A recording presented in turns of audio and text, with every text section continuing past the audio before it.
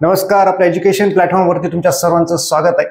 भरपूर जण आता कंबाईन पूर्व परीक्षा असेल, ग्रुप बी, ग्रुप सी, आता नेमकीच राज्यसेवा पूर्व परीक्षा झाली 2026 मध्ये. राज्यसेवा, कंबाईन या सर्व परीक्षांची तयारी करणार आहेत. सरळ सेवाची परीक्षा आता 2026 मध्ये एमपीएससी घेणार आहे, त्याची देखील तयारी करणार आहेत.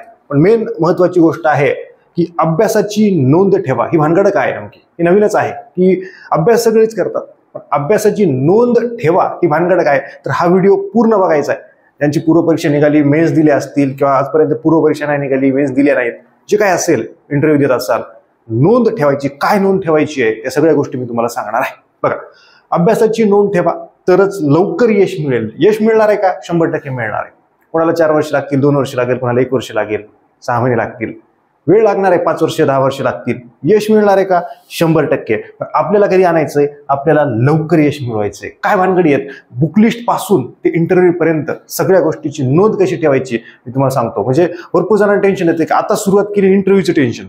काही जणांना तर जॉईनिंगचं टेन्शन की सर जॉईनिंग कधी देतात, असं कसं. अरे आता तू पुस्तक विकत घ्यायला चालला असेल, तुला जॉईनिंगचं टेन्शन की मग लवकर देतात का, मला लवकर जॉईन व्हायचंय, की मला वेळ पाहिजे, मला आता जॉईन नाही करायचं, आता पुस्तक घ्यायला, पुस्तकांची नावं बरोबर माहित नाहीत, लेखकांची नावं माहित नाहीत, तर तेवढी गडबड होता कामा नाही. ओके, एक एक गोष्ट आपण डिस्कस करूयात. ह्या सगळ्या गोष्टीची नोंद परत एकदा ठेवणं गरजेचं. म्हणजे हा व्हिडिओ बघताय आणि मस्त बघताय, हा, आणि हे लिहून घ्यायचंय तुम्हाला, मी ज्या गोष्टी बोलतोय ते. किंवा काही व्हिडिओ सांगणार आहे, आपल्या युट्यूब चॅनल आहेत, ते बघितले असतील ऑलरेडी तुम्ही, त्याची नोंद तुम्ही ठेवलेली नाहीये, ती नोंद तुम्हाला ठेवायची आहे. चल, क्लिअर? बघा, एक एक गोष्ट डिस्कस करू. थोडासा मोठा व्हिडिओ होईल, छोटा होईल, माहित नाही, आता रेकॉर्ड करत जाणार आहे. सुरू आहे. पहिल्यांदा अभ्यासाची सुरुवात करत असताना बुकलिस्ट. तुम्हाला आमच्याकडे पुस्तक आहेत, पण किती जण असे आहेत, स्वतःला प्रश्न विचारा, ते तुमच्या मित्राला विचारा, मैत्रिणींना विचारा, की तुमच्याकडे ती लिस्ट लिहिलेली आहे. म्हणजे हिस्ट्रीचं, जिओग्राफी, मॅथ, रिझनिंग, अजून करंट अफेअर्स, अजून बाकी इकॉनॉमिक्स, पॉलिटी आणि अजून एखादा सायन्स. तुमच्याकडे आहे का? हिस्ट्रीला महाराष्ट्राचं, इंडियाचं, सेम जिओग्राफीला, मॅथ, रिझनिंगला कुणाचं, करंट अफेअर्सला काय काय यूज करतो, इकॉनॉमिक्सला कुठलं पुस्तक आहे, ही नोंद पाहिजे. म्हणजे एक पेज पाहिजे, त्या पेजवरती लिहिलेलं पाहिजे. आता जे आपले बॅचचे विद्यार्थी आहेत, गुलाल बॅच असेल, सुपर 60 असेल किंवा इतर सरळ सेवेचे असतील, तुम्ही ते एका पेजवरती लिहिणं गरजेचं आहे. पहिले बॅच घेतल्यानंतर पहिली प्रायोरिटी एका पेजवरती लिहायचं आणि मला व्हॉट्सअपला पाठवून द्यायचं. मी क्रॉस चेक करून सांगतो की आता समजा XYZ पुस्तक आहे, असं समजा पॉलिटी विषय आहे, तर पॉलिटी विषयासाठी एकच पुस्तक सफिशियंट आहे. तुमच्याकडे अजून 2-3 असतील वेगवेगळे, गरज नाहीये. की तुमच्याकडे 2 पुस्तकं आहेत, तुम्हाला कळत नाहीये. आता इथं नाही बोलत, मी पर्सनली सांगतो ते. तर ते इकॉनॉमिक्सला असेल की अजून एखाद्या सायन्सला असेल, तुमच्याकडे वेगवेगळे 4-5 आणले, मी मला यापैकी एकच यूज कर, गरज नाही. म्हणजे एका पुस्तकाला तुमच्याकडे 2-2, 3-3 पुस्तकं असतात. भरपूर विद्यार्थ्यांना बघितलं. किंवा खूप पुस्तकं असतात, किंवा एखाद्या पुस्तकच नसतात, 2च पुस्तकं असतात, तर त्याचा ठोकळा घेऊन बसते, हे कंबाईन करते, राज्यसेवा करते. तसंही करतात काही जण की सर फक्त ठोकळा वाचला तर होईल का? होत नसते. ते पण सांगतो मी. म्हणजे ठोकळा चांगला आहे, जबरदस्त आहे, रिव्हिजनला वापरता येईल, त्या सगळ्या गोष्टी वेगळ्या आहेत. ठोकळ्याला नाव ठेवत नाहीये, जबरदस्त पुस्तक आहे, पण ती फक्त तेवढंच घेतला चाललंय, असं कसं होईल? असे भरपूर जण आहेत की 6-6 महिने ते ठोकळा वाचत बसतात. कुठलाही असं तेच म्हणून नाही, कुठलाही की त्याच्यावरतीच फक्त, बाकीचं काहीच नाही वाचलेलं, बाकी ब्लँक आहात तिथं, तेवढीच गोष्ट कराल तर फेल व्हाल. बाकी खूप अभ्यास केलाय, मग रिव्हिजनलाही वापरलंय, इट्स ओके, बेस्ट आहे ते, काही प्रॉब्लेम नाही. पण त्या परीक्षेनुसार आहे ते, ती गोष्ट आहे. हे चेक करून घेणं गरजेचं आहे. प्रत्येक विषयाचं चेक करून घेणं गरजेचं आहे. समजा तो राज्यसेवा पूर्व परीक्षा करताय, त्याची बुक लिस्ट वेगळी असते, त्याचा अप्रोच वेगळा असतो. पुस्तक एखाद्या तेच आहे, पण वाचण्याची पद्धत वेगळी आहे, माहितीच नाही तुम्हाला. तुमची कंबाईन आहे, कंबाईन ग्रुप बी, ग्रुप सी, जवळपास दोन्हीचा सिलेबस सारखाच आहे, फिल्म्सचा. मग कंबाईनची प्री आणि मेन्समध्ये कॉमन पार्ट तुम्हाला माहित नाही, सिलेबस माहित नाही. सिलेबस बघितला, त्याला कुठल्या याला किती प्रश्न येतात ते माहित नाही. तुम्हाला राज्यसेवेला माहितीच नाहीये कुठल्या विषयाला किती प्रश्न येतात, ते तुम्ही लिहिलेलंच नाहीये. जिथं अभ्यास करता तिथे चिटकून ठेवा म्हणतो, किंवा मग मोबाईलमध्ये फोटो पाहिजे त्याचा की कुठल्या विषयाला किती प्रश्न. कन्फ्यूज व्हायचं नाही की सायन्सला 15 येतात की 20 येतात, तर कंबाईनला 20 येतात, हे 15 येतात, राज्यसेवेला 20 येतात सायन्सला, असं कन्फ्यूज नाही व्हायचं. मॅथ, रिझनिंग 20 येतात, किती येतात? 15 का 20 असं नाही. आता मागच्या 2-3 एक्झाम झाले, 20-20 प्रश्न येतात. ही बेसिक इन्फॉर्मेशन तुमची एकदम क्लिअर पाहिजे, ही नोट डाऊन पाहिजे, की अभ्यासाचं रेकॉर्ड असलं पाहिजे. हे तर सोपं झालं, अजून अवघड पुढे सांगतो असता. बघा, कोणत्या विषयाला किती प्रश्न येतात हे तुमच्याकडे फिक्स पाहिजे. हे आहे मेन्सचं, कंबाईनच्या मेन्सचं भरपूर जणांकडे माहितीच नसतं. आत्ता लिहून ठेवा, मागचे पेपर काढा. ऑलरेडी मी याच्यावरती व्हिडिओ टाकला, आपल्या युट्यूब चॅनलच आहे. भले तुम्ही सध्या कंबाईनच्या पूर्व परीक्षेची तयारी करत असाल, तरी मेन्सचं कुठल्या विषयाला किती प्रश्न येतात लिहून काढा. सिलेबस बघा, सिलेबस मेन्सचा लिहून काढा. बघा की राज्यसेवा कंबाईन पूर्व परीक्षेचे पॉलिटीचे एमपी टॉपिक 20 आहेत, मेन्सचे कुठून मिळतील? सिलेबस. हे मॅथ आणि रिझनिंग दोन्हीकडे आहे. इथं 20 प्रश्न येतात पूर्व परीक्षेला, इथं जवळपास 23 प्रश्न येतात. मग तुम्हाला कळलं का हे 20 प्रश्न, हे 23 प्रश्न, 23 प्रश्न मेन्सला बापो, 20 प्रश्न प्रिलिम्सला, याची नोंद आहे का तुमच्याकडे? जे टॉपिक कॉमन आहेत प्री आणि मेन्सला हे तुम्ही 100% करणं गरजेचं आहे. किंवा हे सर हे मॅथ मधले, रिजनिंग मधले, हे दोन्हीकडे आहेत, मी आताच परफेक्ट करून टाकतो. पॉलिटिक्सचे आताच इथं कम्प्लीट करून टाकतो. याला कॉमन पार्ट प्री आणि मेन्सचा, हिस्ट्री तिकडे पण इकडे पण आहे, मी कॉमन प्रश्न वाचून घेतो. म्हणजे जे सेकंड पेपर आहे कंबाईनचा, याच्यातला जवळपास 70 काय 80% आहेच प्रीला. थोडंसं वेगळं आहे, एक काही प्रश्न मोजले तर, एक 10-12 प्रश्न मोजले तर वेगळे, बस सफिस, काहीच नाही त्याच्यामध्ये. म्हणजे 90 प्रश्न जर प्रिलिम्सला आहेत, तेच परत 90 प्रश्न जवळपास मेन्सला आहेत. 10 प्रश्न फक्त वेगळे आहेत, किंवा एक 10%, 20% धरू आपण जास्तीत जास्त. ते आमच्याकडे नोंद आहे का त्याची? जोपर्यंत नोंद नसणार तोपर्यंत त्याचा फायदा होणार नाही. ओके, एकदा फक्त क्लिअर दिसते का चेक करतो. ओके, क्लिअर दिसते, काही प्रॉब्लेम नाहीये.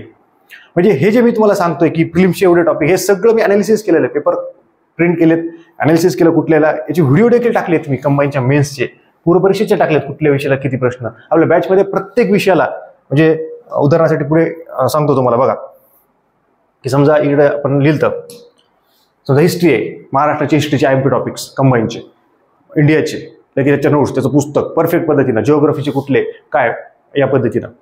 ओके, तर असं जाणं गरजेचं आहे. कुठले स्टेट बोर्ड वाचायचे 6वी ते 12वी पर्यंत, पॉलिटीचे कुठले स्टेट बोर्ड, त्या टॉपिकमध्ये कुठले टॉपिक करायचे. इकॉनॉमिक्स दोन्ही 11वीचं शिकून टाकलं मी, इकॉनॉमिक्सचं पूर्ण शिकवलं, 10 टॉपिक तेवढे बघितले, संपलं विषय इकॉनॉमिक्स, काही गरज नाहीये. 12वीचे फक्त 4 टॉपिक सांगितलेत, ते तेवढे करायचे. हिस्ट्रीचे सांगितले कुठले टॉपिक करायचे. एवढं परफेक्शन असलं पाहिजे की मला माहित पाहिजे, माझ्याकडे नोंद पाहिजे की स्टेट बोर्ड कुठले नेमके, हिस्ट्रीचे कुठले कुठले येत त्याचे. 11वीचं जुनं स्टेट बोर्ड मला वाचायचंय का नवीन वाचायचंय, कन्फ्यूज माइंड, नवीन वाचायचंय का जुनं वाचायचंय, 10वीचं कुठलं वाचायचंय, जुनं का नवं, भूगोलचं नाही, हे कुठेतरी याच्यात आपण मागं पडतोय. या गोष्टींवरती आपल्याला जायचं की पॉलिटी असेल, पॉलिटीला खूप पुस्तकं आणतो आपण मार्केटमधलं, की 2-2, 3-3 पुस्तकं, हे प्रकाशन ते प्रकाशन. पंचायत राजचं पण, जे आजपर्यंतचे जवळपास 75 प्रश्न आलेत कंबाईनला, तेच चुकतायत. आणि याच्याकडे 2 पुस्तकं आहेत पंचायत राजची, तरी अजून प्रश्न चुकतायत. म्हणजे काय चाललंय काय? याची नोंद जेव्हा असते आपल्याकडे, जेव्हा बुक लिस्ट लिहिलेली असते, किंवा आपण त्याचे IMP टॉपिक्स लिहितो, की जिओग्राफीचे IMP टॉपिक्स, महाराष्ट्राचे जिओग्राफीचे, इंडियाचे IMP टॉपिक्स, आजपर्यंत विचारलेले प्रश्न, कुठल्या विषयाला किती प्रश्न विचारले. समजा महाराष्ट्राचा भूगोल आहे, एक जवळपास आपण जर इकॉनॉमिक्सचं घेऊ, इकॉनॉमिक्स आहे, इकॉनॉमिक्समध्ये 15 टॉपिक आहेत कंबाईनला, मग कुठल्या टॉपिकला किती प्रश्न आहेत. पंचवार्षिक योजना करायला आपण आता त्याच्यात, तर मग प्रत्येक योजनेवरती किती किती प्रश्न आहेत, कुठल्या योजनेवरती जास्त प्रश्न आहेत, अरे मग ज्या योजनेवरती जास्त प्रश्न आहेत ही मला लवकर करायची. हे नोंद असते अभ्यासाची, हे की पॉईंट्स असतात, हे कोणी करत नाही. पुस्तक घेतात, वाचतात, संपलं, प्रश्न सोडवले, झालं. समजा पॉलिटीचं पुस्तक आहे, तुम्ही आजपर्यंत पूर्ण एकदा 100% 2 वेळा रीड केलंय, तिथं आता डबल टिक करा, असं करा. त्याच्यातले टॉपिक आहे, समजा राष्ट्रपती टॉपिक आहे जो आहे समजा, किंवा सुप्रीम कोर्ट, हायकोर्ट आहे, दोन्ही वाचतायत, ते किती वेळा रीड केलंय, त्याला थोडंसं असं छोटं टिक करायचं एकदम. म्हणजे रीडिंग किती वेळा केली टॉपिकची. समजा मूलभूत कर्तव्य टॉपिक आहे, तुम्ही 10 वेळा रीड केलं, तर तिथं असे नॉर्मल टिक करायचे, एकदम डॉट असे, एकदम टिंब द्या वाटलं तर काही प्रॉब्लेम नाही. ही तुमची नोंद आहे, यानं कॉन्फिडन्स वाढतो. म्हणजे तो चांगला वाचणं, रिव्हिजन करणं, त्या गोष्टी महत्वाच्या आहेत. इकॉनॉमिक्समध्ये समजा तुम्ही सार्वजनिक वित्त आहे, तुम्ही आजपर्यंत फक्त एकदाच वाचलं, एक त्याला राईट करा छोटंसं. तुम्ही 10 वेळा वाचलाय त्याला, असं 10 वेळा करा. पण ते 10 वेळा असं टिक वाढवायचे म्हणून करू नका, क्वालिटी वाचा. मग 3दा वाचलंय ना, ठीक आहे, 3दाच ठीक आहे. एकदा वाचलंय ना, एकदाच ठीक आहे. वाचलंच नाही ना, त्याला टिकच नाहीये. आणि पेन्सिलनं करा वाटलं तर, खोडता येईल त्याला, काही प्रॉब्लेम नाहीये. ओके, कारण की कंबाईनला काही टॉपिक पूर्वपरीक्षेला महत्वाचे असतात, काही मेन्सला वेगळे असतात, राज्यसभेला वेगळे असतात, ते थोडंसं चांगलं गुत्ता होईल. त्याच्यामुळे पेन्सिलचा वापर करू शकता, की बेसिक इन्फॉर्मेशन झाली. ओके, त्याच्यानंतर ही सुपर 60 बॅच ज्यांना जॉईन करायची असेल, टू द पॉईंट टीचिंग आहे. याच्यामध्ये पर्सनल मेंटरशिप 1-to-1. आपण कधी मेसेज केला विद्यार्थ्यांना बॅचचे असेल, नॉर्मली मी रिप्लाय देतोच की बॉस सर असं असं आहे, कॉलिंग टाइम घ्यायचा, पर्सनली बोलून, याच्यात फ्री टेस्ट सिरीज, आणि 100% पूर्वपरीक्षा पास होण्यासाठी मार्गदर्शन, याच्यात परिपूर्ण तयारी आपण करून घेतो, की तुम्ही 100% तयार झाले पाहिजे. बाकी लढायचं तुम्हालाच आहे, युद्ध तुम्हालाच करायचं आहे, तलवार तुम्हालाच चालवायची, पण कशी चालवायची काय, त्या सगळी इन्फॉर्मेशन याच्यामध्ये आहे. ओके, ही महत्वाचं आहे. मागचं एक उदाहरण सांगायचं झालं तर, या बॅचमध्ये 2024ला 61 200 पैकी 61 मार्क होते एका विद्यार्थ्याला. यावेळेस 115.50 का 85 पडली त्याला, स्कोर वाढला त्याचा. अशी भरपूर उदाहरणं आहेत. आता सगळं काय त्याचाच, आता ते राहिलंच आहे, तर ते स्क्रीनशॉट घ्या, त्याचं हे केलेलं मी स्टेटसला टाकलं होतं, ज्यांनी स्टेटसला बघितलं असेल ते कळून जाईल, किंवा आपल्या युट्यूबच्या त्या शॉर्ट्समध्ये ते असतं ना काही, ते पोस्टमध्ये तिथं वाटत टाकून देतो. आता इथं राहिलं. ओके, त्याच्यानंतर इम्पॉर्टंट टॉपिकची लिस्ट. हे MPSC मध्ये यश न मिळण्याचं सगळ्यात मोठं हे आहे, की हे विद्यार्थ्यांकडे नसतात, लिहूनच घेत नाही ते, लिहा. परत सांगतोय, महाराष्ट्र असेल जिओग्राफी हिस्ट्री, त्याच्यानंतर इंडिया असेल महाराष्ट्र हे हिस्ट्री, इंडिया असेल महाराष्ट्र असेल, ओके जिओग्राफी लिस्टच नाही आमच्याकडे. आम्ही पुस्तक घेतोय दीपस्तंभ वाचू करे, सौदी सरांचं वाचू करे, भगीरथचं वाचू करे, अजून हे आले करे और हे भारी आले रे, असे 5-6 पुस्तकं आहेत. आम्ही कन्फ्यूज आहेत. कुठलंही घ्या, मी बुकलिस्टचा व्हिडिओ टाकला ऑलरेडी. पुन्हा पुस्तकवाल्याला आपल्याला नाव ठेवायचं नाही, कुणाला आपली काही टक्केवारी नाही कोणासोबत. हे आधी आहे का तुमच्याकडे टॉपिक आहेत का एमपी टॉपिक, की मला इकॉनॉमिक्सचे 15 टॉपिक माहीत आहेत का कंबाईनसाठी, मला 20 टॉपिक माहीत आहेत का पॉलिटीसाठी, ओके, की अजून हिस्ट्रीचे माहीत आहेत का, कुठल्या टॉपिकला किती प्रश्न येतात, कुठले जास्त प्रश्न येतात, मला माहितीच नाही. हा फक्त कुठले तर नोट्स दिसले, अरे भारी दिसायला, लय कलरफुल आहेत, घे हे पुस्तक लय भारी दिसायले. हे जोपर्यंत याची नोंद नसेल, हे असे, आता मी अशी फाईल आहे माझ्याकडे, थोडंसं आहे इकडे लावलेली आहे, नाही तुम्हाला दाखवली असते, मग 1-2 व्हिडिओमध्ये दाखवली. फाईल आहे माझ्याकडे, पण फाईल आहे. मी अनालिसिस केल्यानंतर ते लिहून घेतो सगळं, कुठल्याला किती प्रश्न आहेत, काय आले, पेपर झाला की त्याचे की पॉईंट्स काढतो लगेच पटकन, की लगेच, कारण की नोंद असल्याशिवाय, आता मला एवढे मी सगळे लेक्चर टाकतो, मला कसं लक्षात राहील ते, लगेच मी फाईल बघितली, लगेच एक झलक मारली, वाचायची गरज पडत नाही, असं चाललेपणा की मला क्लिअर कट होऊन जातं, खनखन लगेच कुठलं टॉपिक काय बघितलं की वाचण्याची गरज पडत नाही. ते तुमच्यासोबत होईल जेव्हा नोंद ठेवाल. नोंदच नाही तुमच्याकडे. माझा व्हिडिओ बघितला आता, तुम्ही काहीच लिहून घेत नाहीत, झालं गेले विसरून 2-4 दिवसात, परत कुणाच तरी बघितला, मस्त भारी वाटलं, असे किती व्हिडिओ बघा, एक वेळ असं येईल की व्हिडिओच बघा वाटत नाही. ते मी तुम्हाला सांगतो की नोंद ठेवा. नोंद ठेवल्यानंतर कागद दिसेल, कागद बोलतो. समजा आता मी जी गोष्टी या व्हिडिओमध्ये बोललोय, प्रत्येक पूर्ण व्हिडिओ तुम्ही बघू शकत नाहीत. मी ज्या कागद तुम्ही लिहिलाय, मी सांगितलेल्या गोष्टी तुम्ही कागद बघाल, माझे शब्द तुमच्या कानावरती आदळतील की सर असं असं बोलले, लिहिलेले शब्द असतात, आपण लिहिलेलं असतं, लगेच लक्षात येईल ते. ओके, त्या गोष्टी आहेत. स्ट्रॅटेजी लेक्चर, भरपूर जण स्ट्रॅटेजी बघतात, माझी बघतात, इतरांची बघतात, ते लिहूनच घेत नाहीत. मी जे स्ट्रॅटेजीचे व्हिडिओ टाकलेत कंबाईनचे, राज्यसेवेची, बघा जाऊन पाठीमागे. 400 जवळपास 432 फॉर्म्युला सांगितला मी, अजून असं सांगितलेलं आहे, ते बघा, ते लिहून घ्या की पहिले 4 विषय कुठले आहेत. 432 होता, सॉरी, 23 होता. असं पहिले 4 विषय, दुसरे 2 विषय, शेवटचे 3 विषय, की 421 असा होता समथिंग, जे असेल ते. ओके, ते कुठं आहे 421 मध्ये, की पहिले 4 विषय कुठे कधी करायचे, 2 विषय डेली करायचे, ते कुठला विषय असा आहे, असं नाहीये. म्हणजे आपण सगळं करतोय, करण्याबद्दल काहीच नाही, की कोण करत नाही अशी तक्रारच नाहीये, सगळं करतायत. नोंद नाही, नोंद असणं खूप गरजेचं आहे. प्रत्येक गोष्टीची नोंद पाहिजे. असं नाही की आज दिवसभर किती अभ्यास केला, कुठले टॉपिक वाचले, असं नाहीये. किती वेळात अभ्यास झाला, एक मोजून, त्याच सर 5 तास झाला, ठीक आहे, एक कागद घ्या छोटंच, त्याच्यात लिहायला 5 तास अभ्यास झाला. टाइमपास किती झाला, आज 4 तास टाइमपास झाला, लिहून एवढे 2 ओळी लिहा फक्त. हे झालं डेली डायरी, पुढे बोलणार आहे याच्याबद्दल. पण अभ्यासाची नोंद 100% ठेवा मित्रांनो, तुम्हाला खूप फायदा होईल. वाटेल तर 8 दिवस करून बघा, 9व्या दिवशी तुम्ही 100% म्हणाल की सर जबरदस्त अभ्यास व्हायला, सगळ्या गोष्टींची नोंद आहे, सगळं वाचायला आपण पुस्तकावरती, ठीक आहे, हे टॉपिक वाचला लिहून. आता मी मराठीचे सध्या टीचिंग करतोय, त्याच्यावरती राईट करतो मी इंडेक्सवरती, की हे झालं, हे झालं, हे झालं. मग मला लगेच कळतं की अरे हा 16 पर्यंत झाले, मग 4 राहिले, 4 संपून टाकू, मग लगेच 40 पैकी एवढे 36 झालेत, 35 झालेत, मग थोडे राहिलेत. असे एक कॉन्फिडन्स वाटतं की झाला टॉपिक, शिकवणं झाला, राईट करायचं त्याला लाल पेनने, एक कॉन्फिडन्स वाटतं की झालं बरं. आणि ते राईट करायचं, मग असं वाटतं की 2 राहिलेत रे, आज काय करू, आज संपूर्ण टाकू, मग राईट करणार त्याला, झाल्यावरती राईट करणार, आधी नाही करणार. ओके, हे कॉन्फिडन्स वाटतं की 2 राहिले तर आजीला संपून टाकून राईट करून टाकू, हे संपलं, हे इंडेक्सच संपून टाकू, इतका कॉन्फिडन्स वाटतं तिथून. हे नोंद असल्यावरती असतं, नाही तर मग चाललंय आपलं चालो साल चले. ओके, असं नाही. टेस्ट सिरीज भरपूर जण सोडवतात, ओके, पण स्कोर कमी आला. अरे बाबा, मी ओरडू सांगतो, मी त्याच्यावरती व्हिडिओ देखील टाकलाय की टेस्ट सिरीजमध्ये स्कोर फक्त बघायचा असतो, चेक करायचा असतो, त्याच्यानंतर टेन्शन घ्यायचं नसतंय की सर मला 100 पैकी 30च पडले. मग अनालिसिस करता देखील तू अनालिसिस, सर मला 100 पैकी 70 पडले, मग तुझा काय सत्कार करायचा आहे काय? टेस्ट सिरीज येईल, आयोगामध्ये थोडी पडली, आयोगात पडल्यावर सत्कार होईल, तुझा काही प्रॉब्लेम नाही. ते 2 दिवस तुला मजा राहील, नंतर मेन्स करायची आहे, नंतर मेन्स फेल झाला तर काही फायदा नाही त्या सत्काराचा. पण ही रिअलिटी आहे, कळलं? हे टेस्ट सिरीज सॉल्व्ह करतात, अनालिसिस कोणीच करत नाही. बघायचं ना पॉलिटीला किती प्रश्न आहेत, कुठल्या टॉपिकवरती चुकलेत, माझा अभ्यास कमी पडलाय का, काय का वेगळा प्रश्न आहे, अवघड आहे का, इकॉनॉमिक्सला किती प्रश्न चुकलेत, जिओग्राफीमध्ये महाराष्ट्राच्या भूगोलमध्ये माझे प्रश्न चुकतायत का, चुकतायत कुठल्या टॉपिकवरती, काय मला पाठांतर नाही का, काय नाही, हे लिहून घे ना. लिहून घ्यायचं असतं, कागद घ्यायचा, एक टेस्ट सॉल्व्ह केली, टेस्ट 1 समजा सॉल्व्ह केली तुम्ही, 100 प्रश्न आहेत, त्याच्यातले समजा तुमचे 40 प्रश्न चुकलेत आणि 60 बरोबर आलेत, तर या 60च्या नंतर बघा 40 चुकलेत आधी का बघा. मग कुठल्या टॉपिकवरती चुकले, सायन्सचे जास्त चुकलेत, कुठल्या टॉपिक, अरे हे तर लाईट साऊंड आणि याच्यावरतीच चुकले, सोपे होते, याचं मला रिव्हिजन नाही, मग तिथे रिव्हिजनमुळे कमी पडलोय, याचं नॉलेज कमी पडलं, एखादं एक्स्ट्रा होतं, त्याचं एक्सप्लेनेशन आपल्या टेस्ट सिरीजमध्ये उपलब्ध आहे, ते एक्सप्लेनेशन मधून ते रीड करून घ्यायचंय, करंट अफेअर्समध्ये वाचलं होतं रे, मला आठवणच गेलं भारतरत्न कोणाला दिलाय. अरे मी ते नोबेल वाचलं पण मला ते कळलंच गेलं कुणाचा कुठला आहे, शांततेचा कुठला आहे, काहीचा कुठला आहे, काय मला कन्फ्यूज होऊ लागलं. मला अजून हे होतं की व्यक्तिविशेष होतं त्याचं मला डिटेलमध्ये आठवणच गेलं हे कुठल्या राज्याचे आहेत हे चेक होतं. तिथं मार्क कमी पडले म्हणून खुश नाराज होऊ नका, मला 30च पडलं रे मी ते सॉल्व्ह करेन. अरे हे इतकं अनालिसिस जे करायचं आहे ना हे महत्वाचं आहे. हे लिहायचं आहे एका कागदावरती, जे टेस्ट 1 आपण सॉल्व्ह करतो याची नोंद पाहिजे, कागद भरले पाहिजे, पटपट लिहिलं पाहिजे. काय होतं माझं मी लिहू लागलो, लिहून घे तिथं. मी 2चं 3ला गोल केलं, लिहून घे ही चूक झाली. मी माझा अटेम्प्ट झाला नाही, मला मॅथ रिजनिंगला वेळच पुरला नाही, मी यावेळेस मॅथ रिजनिंग आधी सोडवलं, तिथंच माझी 30 मिनिटं केली, लिहून घे. मी शेवटी मॅथ रिजनिंग सोडायला गेलो, माझे 12च प्रश्न सोडवून झाले, मी 8 प्रश्न शेवटचे सोपे होते तरी मी बघितले नाही. ही लिहून घे, नोंद ठेव. ही नोंद ठेवल्यानंतर तुझी वही भरू दे, तुझी कागद भरू दे, टाकू नको कोणाला, काही प्रॉब्लेम नाहीये.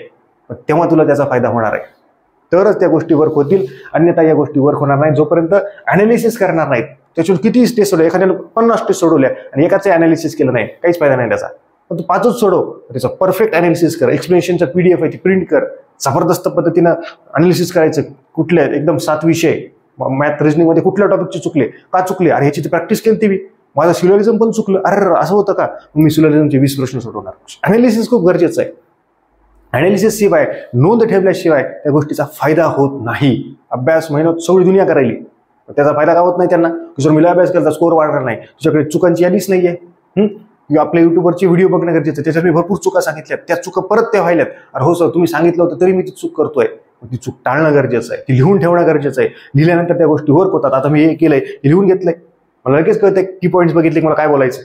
ओके, ही गोष्ट महत्वाची. त्याच्यानंतर रिव्हिजन करणं म्हणजे भरपूर जणांना वाटतं की सगळं पुस्तक पूर्ण वाचणं. समजा एक्झाम्पलसाठी पॉलिटिक्स पुस्तक आहे, पहिल्या पानापासून शेवटपर्यंत, कंबाईनला तसंच करायला, राज्यसभेला तसंच करायला. रिव्हिजन कसं करायचं काय माहितीच नाहीये. रिव्हिजन माहिती आहे का, स्टेट बोर्ड वाचायची म्हणजे काय, सगळीच वाचायची इथून 6वी पासून हे, आणि एक प्युअर कंबाईन करायला समजा, आणि हे प्राचीन मध्ययुगीन वाचायले, याला कोणी सांगितलंच नाही, नंतर कळलेला 2 महिन्यानं हे नसतंच. असे भरपूर विद्यार्थी आहेत, काय फायदा आहे. प्युअर कंबाईन करणारे सगळे जिओग्राफीचे स्टेट बोर्ड असायला गरज आहे का तुला काही. तू लिमिटेड कर, आधी हिस्ट्रीचे, पॉलिटीचे, इकॉनॉमिक्सचे 11-12 तेवढे कर. हो सर असं हे डायरेक्ट जिओग्राफी घ्यायला सगळं वाचायला मग कळलेलं हे प्राकृतिक वगैरे इकडे आहे, आपल्याला राज्यसेवेला इकडे नाहीये, हे आहे भरपूर जणांचं. ओके, ती चूक करता कामा नाही. चल, रिव्हिजन कसं करायचं ही एक महत्वाची गोष्ट आहे की याला तुमची रिडिंग पाहिजे ना. आता पहिलेच वेळेस समजा ज्यांना वाचलंच नाही, समजा पॉलिटी वगैरे काहीच नाही वाचलं, ते म्हणलं की सर अमुक एक पुस्तक आहे ठोकळा आहे, तेच घेऊ का तेच वाचू का, फायदाच नाही त्याचा. म्हणजे तुमची परिस्थिती बॅकग्राऊंड माहित पाहिजे, तुम्ही किती वाचलाय, त्याच्यानंतर रिव्हिजन कसं करायचं हे गरजेचं असतं. ओके, ही एक महत्वाची गोष्ट आहे. त्याच्यावर वाटलं तर व्हिडिओ ऑलरेडी टाकलेला आहे, परत एखादा व्हिडिओ टाकतो युट्यूबला, आपल्या बघून घ्या. त्याच्यात डिटेल इथे बोलण्यात हे नाही. पण रिव्हिजन म्हणजे काय, नोट्स काढाव्या का असा भरपूर जणांचा प्रश्न असतो की नोट्स काढू का. तर 4 ते 5 त्याच्यावरती देखील व्हिडिओ टाकलाय मी, 4 ते 5 वेळा रिडिंग झाल्याशिवाय नोट्सला हातात लावायचं नाही. ते पण पुस्तकावरती कुठे अंडरलाईन झालं पाहिजे, जिथं आयोगाने प्रश्न वाचला, म्हणजे सगळे डोक्यात प्रश्न पाहिजे आयोगाचे. समजा तुम्ही कंबाईनसाठी नोट्स करताय, कंबाईनची तयारी करताय, तर कंबाईनच्या पूर्व परीक्षेत समजा पॉलिटीचे आहे तुमच्या डोक्यामध्ये सगळे प्रश्न आहेत, पूर्व परीक्षेचे टॉपिक आहेत, IMP टॉपिक आहे, स्ट्रॅटर्जी आहे, सगळं आहे, तुम्ही सगळं वाचलंय, सगळे प्रश्न एक्सप्लेनेशन वाचलंय, मग नंतर तुम्ही फॅक्च्युअल डाटा नोट्स काढू शकता. कधी 4 ते 5 वेळा पुस्तकाच्या रिव्हिजन झाल्यानंतर. नंतर इकॉनॉमिक्सचे तसंच IMP टॉपिक वगैरे झाल्यानंतर 4 ते 5 रिडिंग झाल्या, 4-5 वेळा प्रश्न वाचून झाले, मग तुम्हाला हे करायलाच वेळ जात आहे. बरोबर आहे ना. पहिल्याच वेळेस नोट्स काढतील तर कॉपी पेस्ट होईल. त्याच्यामुळे हे रिव्हिजन, तर नोट्स काढणं हे आपल्या अभ्यासातून आहे. तुम्ही बॅकग्राऊंडमध्ये किती, बॅकअपमध्ये किती मेहनत घेतली आहे त्याच्यानुसार ते अवलंबून आहे. असा काय फिक्स फॉर्म्युला नाही की नोट्स काढण्याचा किंवा रिव्हिजनचा, असं तसं नाहीये. ओके, त्या पद्धतीने महत्वाचं. चला फास्टमध्ये ही गुलाल बॅच कंबाईन पूर्व परीक्षेसाठी. ओके, एकदा क्लिअर दिसते का चेक करूयात परत. चला 19 मिनिटं झालेली आहेत. टू द पॉईंट टीचिंग याच्यामध्ये उपलब्ध आहे. पर्सनल मेंटरशिप आहे आणि full length test series. Personal mentorship म्हणजे बुक लिस्ट पासून ते सगळं परफेक्ट प्लॅन तुम्हाला लगेच. तुम्ही प्लॅन केला, मला व्हॉट्सअपला पाठवायचा, चेक करून कुठले टॉपिक, IMP टॉपिक्स प्रत्येक विषयाचे तुमचे डाऊट असतील, पुढे मी बोलणार आहे. तुम्हाला टेन्शन आलं असेल की सर मला अभ्यास करताना अमुक विचारायला आहे, व्हॉट्सअपला मेसेज कर, कधी बोलायचे, कॉल टाइम घे, बोल. सर मला भीतीच वाटायला, वेगळंच व्हायला, मग लगेच सांगणार मला. म्हणजे तुमच्या मनातले प्रश्न उभे ठेवायचे नाही, मेसेज करून विचारायचे. बॅचमधले स्टुडंट काही प्रॉब्लेम नाही. आता मग मला वाटत लागलं, मग एक विद्यार्थी होता, एक सांगतो तुम्हाला लगेच. ओके, त्याचं नाव वगैरे काही मला लक्षात नाही, काही गरज नाही सांगण्याची. त्याला पहिल्या वेळेस 101 मार्क पडले, 100+100 पास पहिल्या अटेम्प्टला राज्यसेवेला 2024ला. दुसऱ्या अटेम्प्टला त्याला 100च मार्क पडले. 1-2 इकडे तिकडे, 100 105 2च्या पुढे गेलाच नाही तो, 100च जवळपास मार्क पडले. त्यानं मॅसेजमध्ये मेन्शन केलं की असे मार्क का पडले. त्यानं म्हटलं की सर मला गायडन्स घेणं कमीपणाचं वाटू लागलं, अवघड आहे. त्याचा स्कोर तेवढाच का राहिला? त्यांना गायडन्स गेलं, त्यांना कमीपणाच वाटलं. तुम्ही जर कोणातरी जाऊन विचारेल पुणे सरांना पण मला कमीपणाच वाटू लागलं, अरे देवा आयुष्याची 2 वर्ष वाया घातलेच, गेली तुझ्या 2 वर्ष. आता तो गायडन्स मेंटरशिप बॅच किंवा हे घ्यायचा विचार करतोय, अजून गेल का नाही माहित नाही. हे असं आहे, विचारणं गरजेचं आहे. अभ्यास केला काही नाही, जबरदस्त अभ्यास केला, पण जे काही गोष्टी करायच्या नव्हत्या त्या केल्या, त्याच्यामुळे तो स्कोर अडकला. जर त्याला मागच्या वेळेस पहिले गेल्यानंतर इथे जर कुठं मेंटरशिप वगैरे माझीच म्हणून नाही, कोणाची असेल जी क्वालिटी असेल तिथे जर घेतला, त्याला 120-125 आरामशीर पडले असते. प्रिलिम्स फॉरेस्टची 100% गेले असते त्याची, 120 प्लस 115-17 आरामशीर, काही प्रॉब्लेम नाही. आता अडकला, आता पुढच्या वर्षी. पण आताही जर त्यांना नाही घेतलं की अजूनही आळस केला, पुढच्या वर्षी परत 100च्या एखाद्या 95 वरती येईल, 90 वरती येईल, एखाद्या 105 वरती जाईल, पण निघेल काय एवढ्यात त्याची पूर्व परीक्षा नाही. ज्यानं आयुष्याचे 10-12 वर्षे घातले, ज्यानं खूप चुका केल्या, ज्यानं केलं अनालिसिस, त्याला भेटणं किती सोपं आहे. ते सांगेल, त्याचं सांगितलेलं फक्त ऐकायचं नाही, अंमलबजावणी फक्त करायची तुम्ही. याच्या म्हणजे मी नेहमी म्हणतो की असं एखादी गोष्ट कुठली असेल आयुष्यामध्ये, आज समजा 10 वर्षाखाली मीच आज जो मी आहे तो 10 वर्षाखाली मी स्वतःला भेटलो असतो तर मी कुठे कुठे गेलो असतो. ओके, आज जो अनुभव माझ्याकडे आहे तो मलाच 10 वर्षाखाली जर असता तर मी कुठे गेलो असतो. मग हे कुठून भेटतं? काय आपल्याकडे टाइम मशीन आहे का पाठीमागे जायला? तसं नाही आहे आपल्याकडे. अनुभव, इतरांच्या अनुभवावरती शिकणं गरजेचं आहे. त्याच्यामुळं आपल्याला प्रत्येक गोष्टीत अनुभव घ्यायची गरज नसते की प्रत्येक गोष्टीत मीच अनुभव घेतो, काही गरज नाही आहे. इतर लोक ठेचा काय हे होत आहेत, त्यांना दुःख होत आहे, पोहोचतंय, त्यांना त्यांच्याकडून शिकणं गरजेचं आहे की इतरांनी केलेल्या चुका आपण करायच्या नसतात, त्यांना मिळालेल्या अनुभवावरून आपल्याला शिकायचं असतं. ओके, ही एक महत्त्वाची गोष्ट आहे. त्याच्यानंतर काय वाचायचं आहे हे मी आपल्या बॅचेसमध्ये पण सांगत असतो, नेहमी सांगत असतो. काय वाचायचं आहे, त्याच्यापेक्षा काय वाचू नये. कुठले पुस्तक वाचायची नाही, कुठल्या नोट्स मला पाठवतात काही जण PDF, सर हे वाचू का? नाही वाचायचे. ही वाच, या 10 पैकी 1 वाच, बस, काही गरज नाहीये. की अमुक नोट्स घेऊ का, ही मार्केटमध्ये नवीन आले घेऊ का, काही गरज नाहीये. हे सांगत असतो मी. काय वाचावं याच्यापेक्षा काय वाचू नये हे अत्यंत महत्त्वाचं आहे. काय करायचं आणि काय करू नये, टेस्ट किती सोडवाव्या, परीक्षेच्या आधी किती दिवस टेस्ट बंद कराव्यात, टेस्ट सॉल्व्ह केल्यानंतर काय करावं. टेन्शन येतं करून जणांना, विचारणारं कोणी नसतं की आधी झालं लॅबमध्ये जाईन झालं, कशामुळे याने टेस्ट पेपर सॉल्व्ह केलाय म्हणून. मित्राला फेकलं, याला 70 मार्क पडले म्हणून, त्याला पडले होते 40च आणि याला 42 पडलेत, तरी हे कोमात आहे, त्यानं खोटं बोललं म्हणून झालं कोमात 8 दिवस झालं. ही मित्रासोबतच कॉम्पिटिशन करायला काही गरज नाहीये. आपला कॉम्पिटेटर लॅबमध्ये लॅब नाहीच आहे, महाराष्ट्र आहे, 3.5 लाख विद्यार्थी आपला कॉम्पिटेटर आहेत. तेवढे पण नाही आहेत. 1 लाख लोकांना 19च्या पुढे मार्क पडलेत, 1,90,000 समथिंग क्लर्कमध्ये. म्हणजे जे 18 किंवा त्याच्या पाठीमागं होते ते 2.5 लाख होते, ते 2 लाख होते. 1 लाख लोकांना फक्त 19च्या पुढे मार्क पडलेत. एवढं कॉम्पिटिशन कमी आहे इथं. ग्रुप सीच्या वेळेस मला कळलं असं, ते सांगतो मी कंबाईनमध्ये. हे आणि याची नोंद ठेवायची. मी सांगतोय तुम्हाला की हे करा, टेन्शन येणार आहे, तर लिहून घ्यायचं की टेस्ट सॉल्व्ह केल्यानंतर टेन्शन येणार. मग टेस्ट सॉल्व्ह केल्यानंतर काय गोष्टी होतात त्याच्यावरती व्हिडिओ आहे, बघायचं. तुम्हाला टेन्शन आलं, सर आता टेस्ट सॉल्व्ह केलेत मी, मला वेगळेच व्हायले, मला टेन्शन आले, मला मार्क पडले. आता माझा व्हिडिओ तर बघणार नाही तुम्ही जाऊन. मग तुमची कागद आहे, तुम्हाला आठवलं की ओम सरचा व्हिडिओ बघितला होता, त्याच्यात लिहिलं टेस्ट सॉल्व्ह केल्यानंतर काय करायचंय. मग तुमच्या डोक्यात येणार, अरे हो, अरे सर तर म्हणले ना की आम्हाला अनालिसिस करायचं, मी तर वेगळं टेन्शन गेलं, मला का मार्क कमी पडलेत, मला बघायचं आहे पॉलिटी याच्यात किती प्रश्न बरोबर आहेत, किती चुकलेत, सायन्समध्ये कुठे चुकलेत, इकॉनॉमिक्समध्ये कुठे चुकलेत. मी पाठ केलेलं हे केलेलं मला इथं सिली मिस्टेक झाली, 2 चं 3 ला गोल केलंय, 3 चं 4 ला केलंय, माझी सिक्वेन्स चुकली 5 प्रश्नाची, ह्या चुका झाल्यात, मला हे लिहून घ्यायच्यात. आता हे पुढच्या टेस्टला त्याची अंमलबजावणी करायची. बाकी उगीच टेन्शन घेण्यापेक्षा, डोक्याला हात लावण्यापेक्षा त्या चुकांची यादी करा, नोंद करा आणि ती पुढच्या टेस्टला वापरा. त्याच्यातल्या चुका टाळा, त्याच्यातल्या परत चुका दुसऱ्या टेस्टला नवीन काहीतरी होतील, पहिल्या टेस्टमधल्या चुका दुसऱ्यात परत होतील, त्या कुठल्या झाल्या त्या बघा, परत तिसऱ्या टेस्टला त्या अवॉइड करा. अशा 4-5 टेस्ट सॉल्व्ह करा. 6वी 7वी 5वी 6वी जे टेस्ट सॉल्व्ह कराल तिथं जवळपास कमी चुका होतील. या सगळ्या चुका अजून लिहून काढा, बघा त्या पेजवरती आणि मग आयोगाच्या पेपरला जा. तिथं मग तुमच्या 1-2च चुका होतील, बस झालं, मग झालं, जिंदगीत फुलायला लागेल, मग हळद लागेल. एवढं करायचं असतं. याच्यापेक्षा इतकं कोण करेल, इतकं कोणीच करत नाही. त्याच्यापेक्षा नाराज होणं सोपं आहे ना. मित्रांनो मला मार्क पडले, सहानुभूती घ्यायची, सगळं सोपं आहे ना. 5 मिनिटं सहानुभूती देता येते, त्यांना फायदा आहे का? काही काहीच नाही. पण हे लिहायला दम लागते, लिहायला की कागदावरती लिहायचं की सिली मिस्टेक झाली, हे झालंय, माझा अभ्यास कमी आहे, कुठल्या विषयाला किती प्रश्न पडले, हे टॉपिकचं माझं रिव्हिजन नाही आहे, याचं मी वाचलेलं नाही आहे, की मी एकदाच वाचलं होतं. समजा राष्ट्रपती टॉपिक आहे, तू एकदाच वाचला तरी प्रश्न इथलं चुकलाय, लिहायचं एकदाच टॉपिक वाचलाय राष्ट्रपती, मला राष्ट्रपती टॉपिक अजून रिव्हिजन करायचे. याची आजपर्यंत आयुष्यात प्रश्नच वाचले नाही उपराष्ट्रपतीचे, मला प्रश्न वाचण्याची गरज आहे. हे रेकॉर्ड आहे, हे टेस्ट सॉल्व्ह केल्यानंतर, हे अभ्यास केल्यानंतर हे गोष्टी कळतात. हे करा, यश लवकर येईल. फक्त सहानुभूती घेऊन काही उपयोग नाही.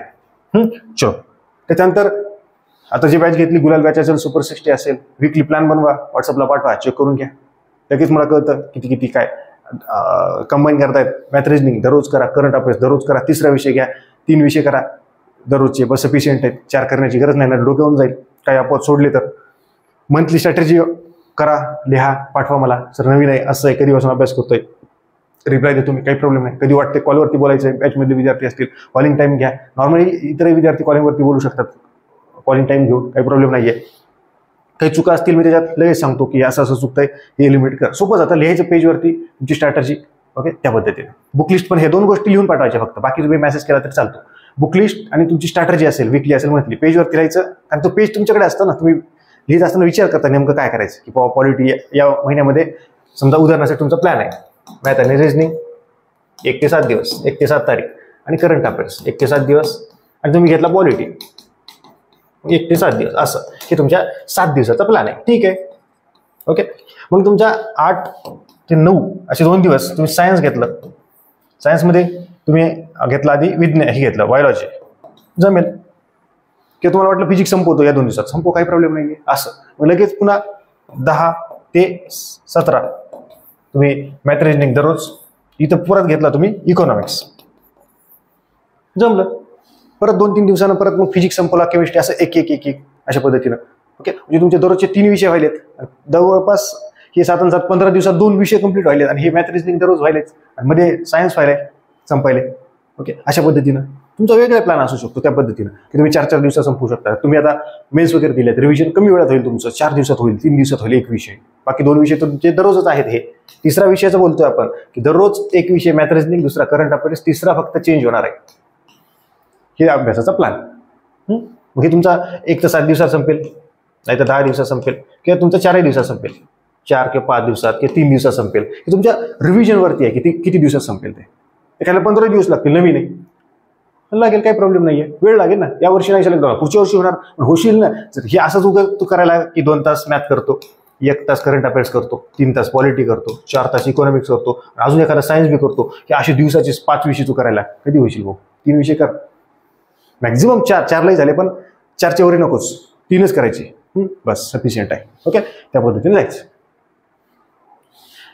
ही टेस्ट सिरीज आहे 2025-26 साठी आहे, कंबाईनची टेस्ट सिरीज. प्रत्येक विषयाचं हे आहे त्याचं एक्सप्लेनेशन टेलिग्राम चॅनलला एक आपली डेमो म्हणून फ्री देखील पहिली टेस्ट मोफत उपलब्ध आहे.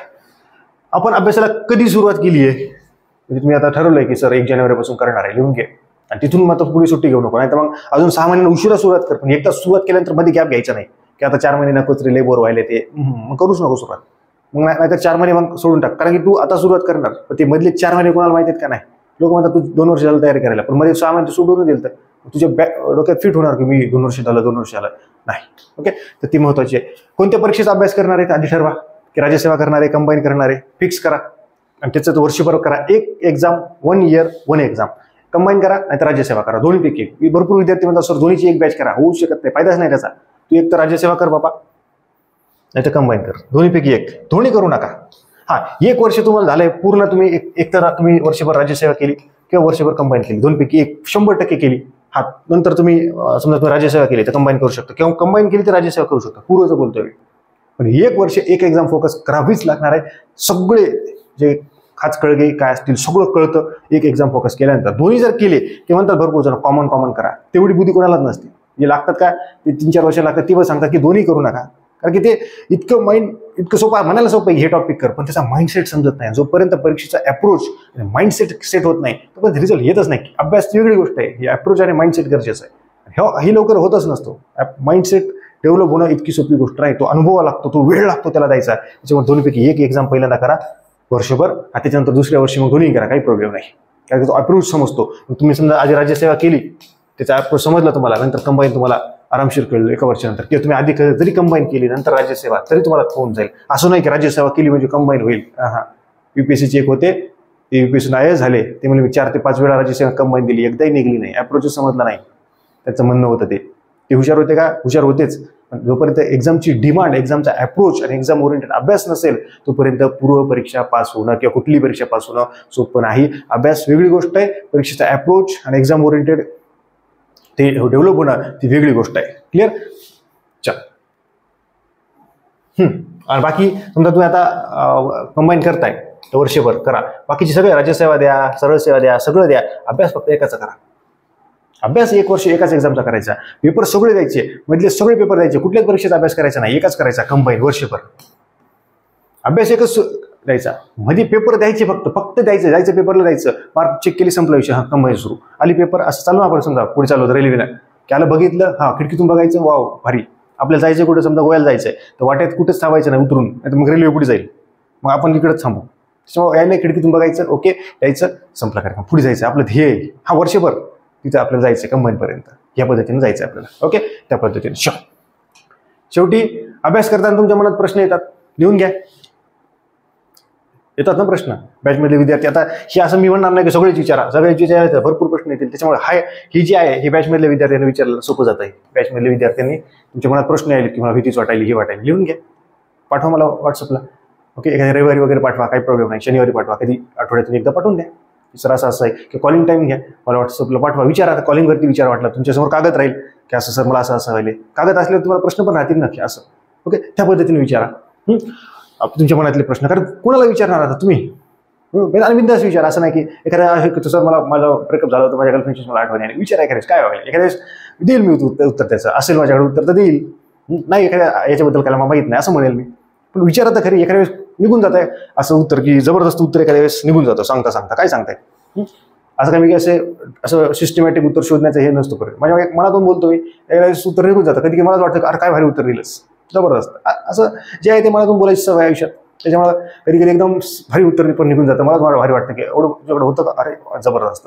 त्याच्यामुळे सल्ला पण जबरदस्त द्या तुम्ही, काही प्रॉब्लेम नाही. ते असतील अभ्यासाच्या संबंधित असतील, जरी काही गोष्टी असतील तुमच्या, पण हे फक्त बॅचमधल्या विद्यार्थ्यांनी विचारलेलं जरा सोपं जातं ते.